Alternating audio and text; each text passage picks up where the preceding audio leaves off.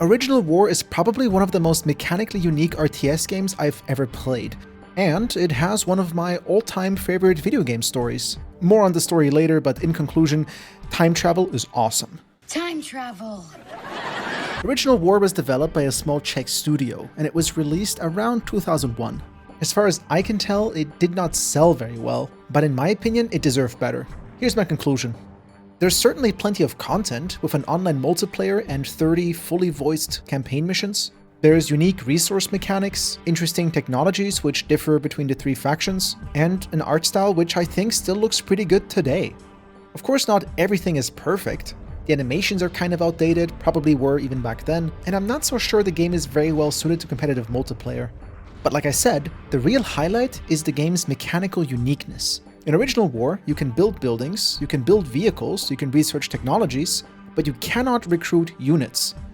The units you are given in a mission or in a multiplayer match are basically all you have to work with, and the game's RTS mechanics are built around this concept. So just to be clear, if your units die, that's it. They're gone, and there's no way to bring them back.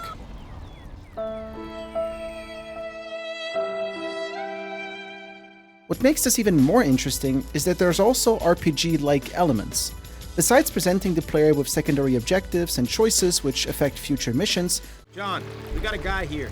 He ain't one of us, but he doesn't talk like a Russian. What do you want me to do? There's also a simple class and level system. Units have persistent levels between 0 and 10 in the four professions soldier, engineer, mechanic, and scientist. The higher the level, the better they perform in that specific role. So, if one of your units with, say, a high skill level as a scientist dies, all the experience that they have gathered in the course of the campaign or multiplayer match is gone. Despite how frustrating this can be and how much it can turn you into a perfectionist, I think this is the main factor why Original War is such a unique RTS and why I come back and play through it again and again every 1 or 2 years and have a blast.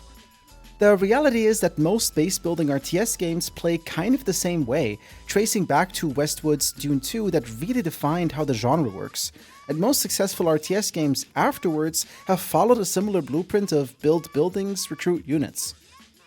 Original War, on the other hand, did not follow this blueprint. You can build buildings, and it is a crucial aspect of the game's mechanics, but you cannot recruit any units, which makes Original War one of the most unique RTS games out there. Despite not selling very well, I think it's this uniqueness that makes the game so beloved by its fanbase, and in my eyes qualifies it to be called a hidden gem or even a cult classic. I mean, there's even Original War mods for other games, like this one for Arma 3. Like with the other reviews on my channel, I'll focus on clearly highlighting how the game works, what makes it special, and most importantly, what makes it fun in order to get you excited, so you'll want to pick the game up, but also set the right expectations so that you won't get confused or disappointed once you play it. As always, I'll make sure to leave plenty of things for you to discover, so the review is as spoiler-free as can be. If that sounds good to you, then let's jump into the video and discuss what is arguably the coolest part: the story.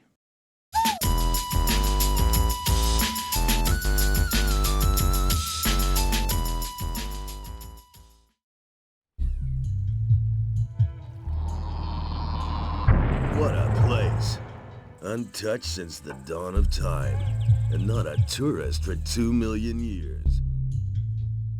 The story goes a little something like this. Sometime around World War I, the Americans discover a strange alien artifact in Siberia they call the Eon.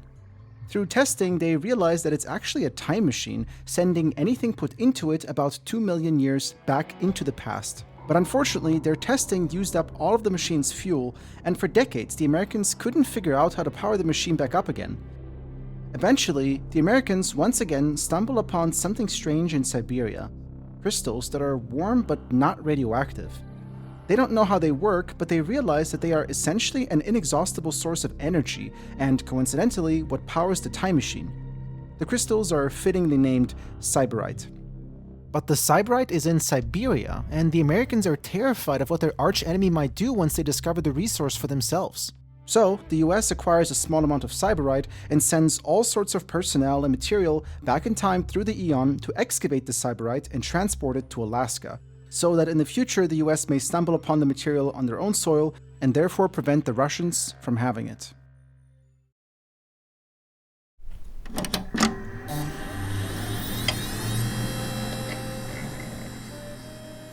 The story goes a little something like this. Thanks to a rare resource called Alaskite, the United States is sitting on a seemingly endless supply of power. But lucky for the Soviet Union, some of their scientists stumbled on a strange artifact in Siberia they call the Tavar. The Tavar turns out to be a time machine, sending anything put into it about 2 million years back into the past. But that wasn't the shocking part. The Soviet scientists also stumble upon ruins of American-made buildings and vehicles that are obviously 2 million years old. It's pretty clear that the Americans went back in time and stole the Alaskite from the Soviets. And so the Soviet Union sends all sorts of personnel and equipment through the Tavar back in time to secure the Alaskite. So, the Russians and Americans meet in the past, two timelines battling for control of Sybarite/Alaskite. The Soviets are full of hate for the Americans and bring ample manpower, ample equipment, but also incompetent commanders and lots of corruption. What the hell are you doing, Comrade Gorky? Comrade Major, we need resources. And I told you, they have been sent. So where are they? Comrade Major talks bullshit. While the Americans, who did not expect a fight, find themselves kind of outmanned and outgunned. Hey, how did our ancestors get this tooled up? Their weapons are better than ours. They've got to be from the future, same as us. Probably Russians. Like every country has a time machine these days? You will also stumble upon a third faction, but it will take you quite a while until you understand who they are and what they want. They weren't speaking Russian. You're telling me that was English? Sounded like German. What's the problem? 2 world wars not enough for those guys? Maybe they want to finish the series. In the first of the 2 campaigns, you play as Lieutenant John McMillan, an American soldier, and in the second campaign as Yuri Ivanovich Gorky, a Soviet mechanic. Based on the choices that you will make throughout the campaign, you can also unlock a sort of half-campaign, but I leave this for you to discover. The game was originally supposed to have 3 campaigns, the third one being the Arabian campaign, but unfortunately the developers never got the chance to finish it. Based on the developers' notes, modders have recreated the Arab campaign and made it available on the Steam Workshop, but more on mods towards the end of the video.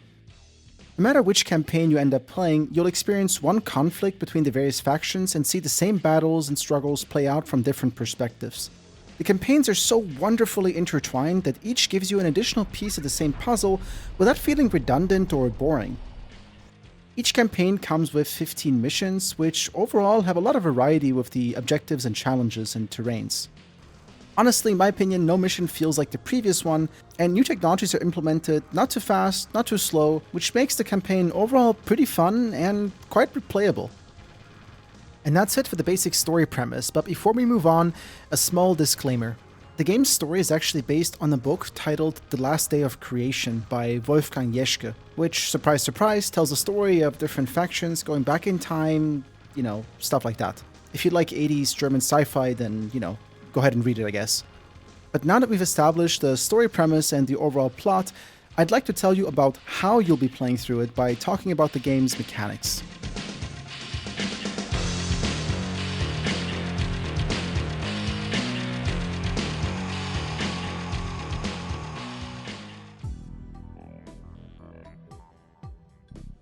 Considering that this is an RTS, I'd like to first begin by discussing the base building and economy aspects.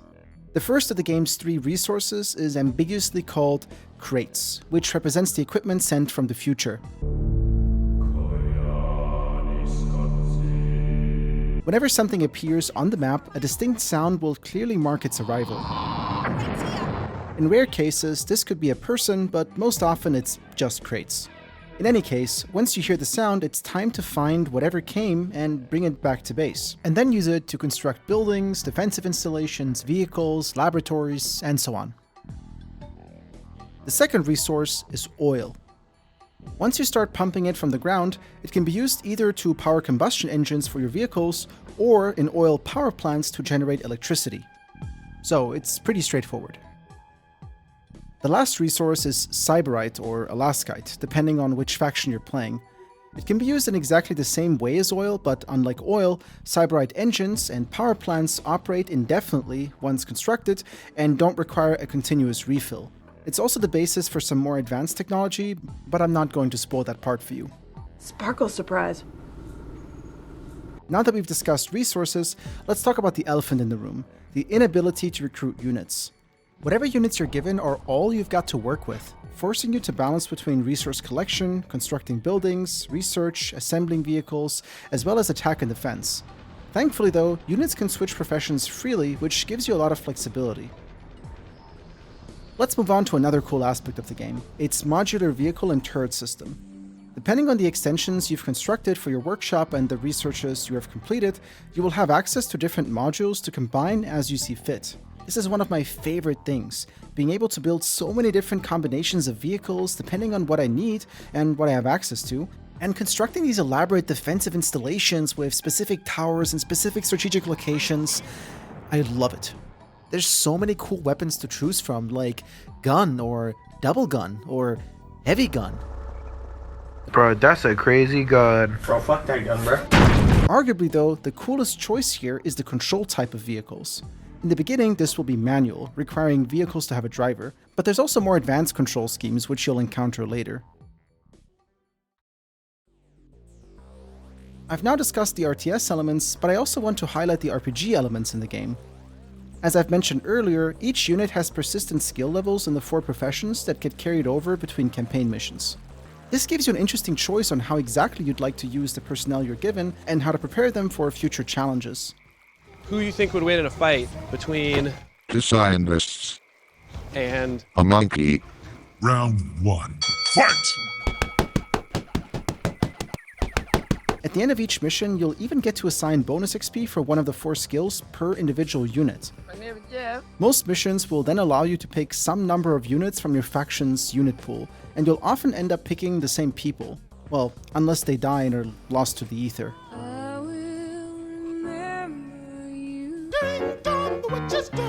Sam, that's enough. The campaign will also give you many secondary objectives and choices that will have a noticeable impact on other missions in the future. This adds a surprising amount of replay value, not to mention just making the way you play feel meaningful and making the missions feel more dynamic. Besides the campaign, the game also comes with an online multiplayer and several maps and game modes, which I found quite enjoyable. Unfortunately though, the community is pretty small, so unless you organize via a Discord or the forum, you might be waiting a while for a match. The game itself also doesn't come with a skirmish mode, but mods rectify that. Again, more on mods later. Lastly, there's some quality of life things which I really appreciate. This game is from a tiny Czech studio and was released in mid-2001, so I don't take any of this for granted. Wait. Is that a Nokia monitor? What the fuck? Nokia made monitors? What if it was purple? Shift queuing actions works, and it works really well. This may seem pretty trivial to you, but keep in mind that even the legendary Age of Empires 2 from 1999 didn't have proper action queuing. Rogan? In Original War, you can see queued actions visualized, and can even queue context-sensitive actions, like telling a unit to switch profession and queuing which buildings it should construct afterwards.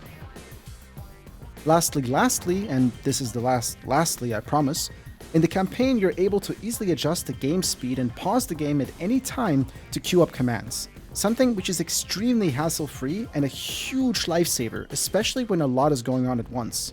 It kind of reminds me of how RPGs like Dragon Age Origins play. A small thing, but it goes a long way. And that's it for the basic mechanics. It should be enough for you to have a good picture of how the game plays, without taking away the joy of discovery once you try it for yourself. So let's move on to discuss the audio and visual presentation to see exactly how those mechanics are embedded in the game.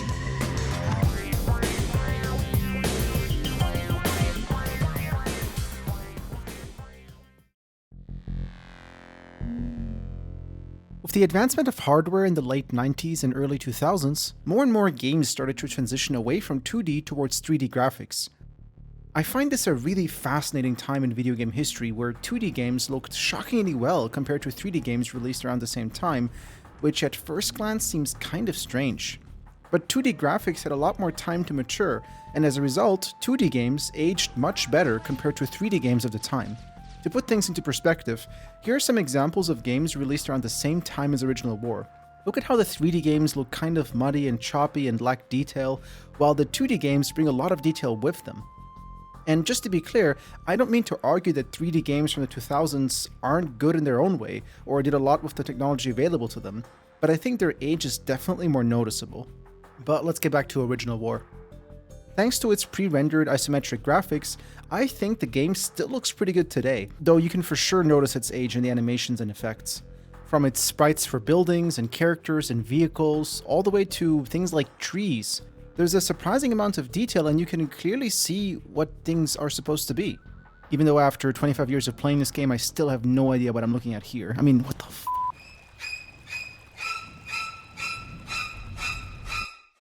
Jokes aside, what I really appreciate about the art style is that the three factions have really distinct designs. The Russian stuff looks kind of bulky and intimidating, the American stuff is kind of lean, maybe better engineered, and the Arabian stuff is by far the most ragtag, which makes sense because they are the least organized party in this conflict. But while the designs are really unique to the factions, you can still clearly tell that an armory is an armory, and a laboratory is a laboratory, so the visuals are distinct but also functional. Pretty cool stuff. I have to say that I'm also really impressed with how the game manages to convey elevation, something which might seem trivial, but again, I don't take it for granted. I mean, have a look at this example. You can clearly tell which part is higher and which part is lower. Even though the entire thing is two-dimensional, it's by definition flat. There's also some nice details like dynamic grass, which flattens out as units or vehicles step on it, or the darkening and burning of terrain after explosions take place. Another pretty nice thing are the in-game cutscenes. They're, once again, quite simple, but they're still a great way to drive the story forward when so many games from that era would give you nothing but dialogue or, worse, just text to read. As part of playing the main campaign, you'll also be given these storytelling cinematics, which once again are a pretty good way to visualize the world and the story. That's when I was assigned the mission Globe Mine. Again, pretty simple tools, but just as effective and certainly very unique. Moving on from the visual presentation, I would rate the quality of the audio as predominantly pretty good, although at times some of the voice lines end up feeling a little bit cringy. Ready? If you want to quit, quit now.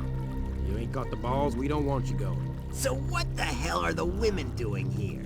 We may have less between our legs than you, but a hell of a lot more between the ears, Sikorsky. Well, early 2000s humor, I guess. In general though, I find both the quality of the voice files and the quality of the speech and writing surprisingly good. Once again, it does a good job of emphasizing the situations the characters find themselves in and overall just giving you a bit more color and detail to the storytelling. Fill me in, Gary. What's the situation? A couple of counterattacks by the Russians, nothing we couldn't handle. But when they bring their buddies, we're up shit creek. We got no cyberite, no machines, we're dead men. Okay, take it easy. The game comes with voiceovers in several different languages, and as far as I'm aware, English is not necessarily the best one. So if you speak any of the other voiceover languages, try those out and let me know in the comments what you think. If you're playing on Steam, then the language can be changed pretty easily right there. Regardless of the language that you choose though, there's still a quote-unquote problem. There's a really high degree of NPC barks and idle voice lines, especially at high game speeds. Sometimes they can overlap and it can be a bit annoying. Let's go! As Shoot good the as bastards! done. Born to kill. Shit. Let's As go! good as done. Okay, sir. Nothing left to kill. I've also noticed a clear quality difference between the American and the Russian voice lines, and I don't know if this is because the Czech developers don't like Russians/Soviets, or maybe because they did the American campaign first and put less effort into the Russian one, or maybe I just don't like the way these specific Russians are portrayed with their broken English and fake Russian accents.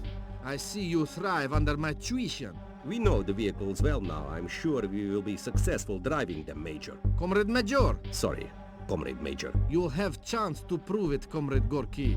It's time for a test drive. Head north in the vehicles. Either way, you get used to it.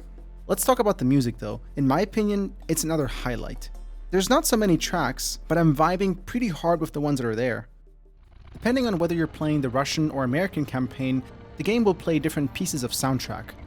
The Russian tracks use string instruments, some synths, but most importantly, they involve a lot of accordion, which just sounds fantastic.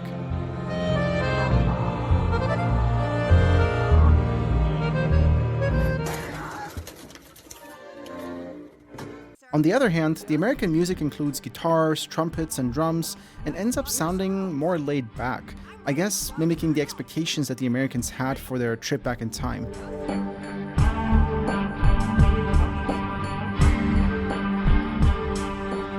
So yeah, I think the game sounds good, I think the game looks good, and now you're aware of it as well, which means we can end the chapter right here and move forward to the history. Or I guess that would be moving backward to the history.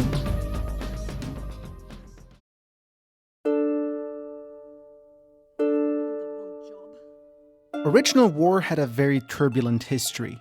It was developed by the Czech studio Alter Interactive, who've previously worked on famous titles such as Fish Fillets. Hello, how are you? I am under the water. Please help me. Here too much raining. Until they released Original War in mid-2001. As you may have already guessed, the game unfortunately did not sell very well, the only exceptions being the Czech Republic and Poland, where the game amassed a cult following. I really applaud their ambitions though.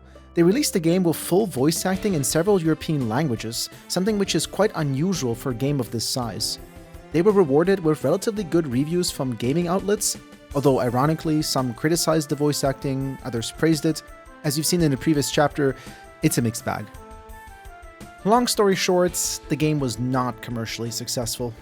I think this is actually part of why I even got in touch with the game at all. I remember around 2001, 2002, I went to an electronics store with my parents for some reason, don't remember what it was, and I remember at the checkout I stumbled upon this specific game being sold for just €1, and because it was so cheap, it was easy to convince my parents to buy it for me. And woo, this thing is the definition of bang for your buck. I've played through the campaign several times, I've played it online, I got my friends to buy it so we can play it in LAN parties, I made scripted maps for it with a full story. I had so much fun. In terms of childhood memories, this thing is very close to the level of Command & Conquer. The reason I'm telling you this story is because I want you to understand that for some people, like myself, this game just means a lot. And despite the developers not being that successful and not being financially able to continue supporting it or make a sequel, there is one very special thing that they did do. In the beginning of 2005, the developers handed over the game's source code to a community member named Stuart Carey, also known as Stuchuk, or however you pronounce that. Since then, Stuart has created a website, a forum, written patches for the game, revamped the online implementation so you can easily play with others, added mod support, and all sorts of other stuff. The last patch has been released in July 2024. That's almost 20 years of dedication. This guy has single-handedly kept this game alive all these years, and I think it's to a large degree thanks to him that Bohemia Interactive decided to pick the game up and make it available for purchase once again. To be perfectly transparent, I don't know if the re-release on Steam really brought a lot of new customers and new money into the game, or if it's just fueled by nostalgic people like myself. But what I can tell you is that in my 25 plus years of gaming, very few games have ever managed to captivate me to this degree. Despite having access to phenomenal games in 2025, I still choose to play Original War every now and then. All these years, there's simply nothing else that has come along and provided the kind of unique RTS experience that Original War has. And since it did age so well, since its UI and UX is fairly modern, since it's gotten 20 plus years of patches, there really never has been a better time to play Original War, something which I'm hoping you'll want to do after this video is finished. But before you run off and throw your wallet at Steam, Are you ready for a miracle? let me first tell you about the mods, which not only add new content, but also deliver functionality which is desperately missing from the base game.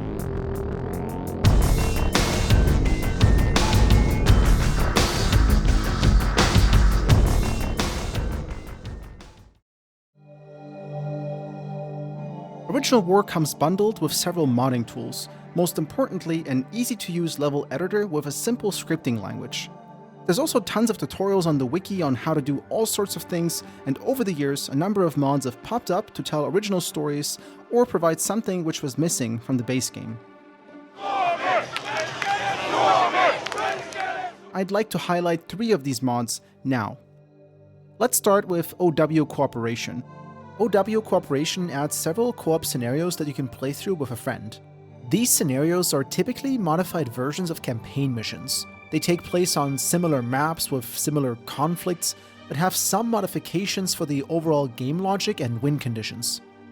Since the game by default does not come with a skirmish mode, this gives you the opportunity to play with other people and not against other people. My friend and I found these missions to be quite challenging, but we still had a lot of fun, so I would still recommend this. So yeah, the mechanics level 8. That's ridiculous. Yeah, no, I think we're gonna have to restart. Maybe we can play one when we're closer together so we can help each other out. Yeah. I mean, one of the problems as well was I think... Co-op missions are nice and all, but the game was obviously developed with regular online matches in mind. So if you'd like to re-experience those without relying on other players, this next mod is for you. The original revamp mod adds proper AI skirmishes. This skirmish mode also adds AI difficulty settings and even AI strategies, which allows you to tweak the experience to your comfort level. Besides the skirmish mode, it also overhauls the main campaign to some degree, but I would heavily recommend that you play vanilla first. If afterwards you want to play the campaign again, for an overhaul I would recommend a different mod to you. That different mod being the third mod I want to show you, called Sands of Siberia. Sands of Siberia does 3 things. The first one is, it fulfills the purpose of a content expansion and balancing mod. It revamps the UI, adds new soundtracks, changes the wildlife and stuff like that. It's pretty cool. Secondly, it adds 20 or so scenarios, which are self-contained mini-missions. Those can be good fun. But thirdly, and maybe most importantly, it also overhauls the main campaign and adds the so-called Ares campaign to the game. The aim of the Ares campaign is to sort of be like the Arabian campaign which was originally planned, and the mod makers did base their work on the developers' notes. The reason why I don't recommend to play Sands of Siberia first is because in my opinion it's really difficult. I think its main purpose is not to improve the campaign, but to make the campaign interesting again for veterans. So until you become a veteran, play something else. Now before we finish, a small disclaimer. As much as I love the mods in this game does not have a big community, the game is super old, which means that some of the mods are not well maintained and do have some bugs. Like for example, OW Corporation's main background image being flipped for some reason. I mean, what the hell's up with that? No idea how this happens, but here we are. But anyway, in terms of the mod suggestions, there actually is a 4th one I want to give you, and it's not what you expect. In the beginning of this chapter, I've mentioned modding tools, and I really want to encourage you to try them out. Back in the day, almost all RTS games came with a level editor, and even if you weren't making mods, it was still a lot of fun just to mess around and set up crazy scenarios. And it's no different here. If you've ever thought of modding games, making games, or even just telling a story, let me tell you from personal experience that it's incredibly rewarding, incredibly fun, and surprisingly, not so hard if you start simple. And with that, I've given you all I wanted. Do you think you'll try the game? Or did you already play it and you have some thoughts on it? Please let me know. And if you liked this video, maybe check out the other videos on my channel or subscribe for future videos? Maybe? Anyway, enjoy your day and see you next time.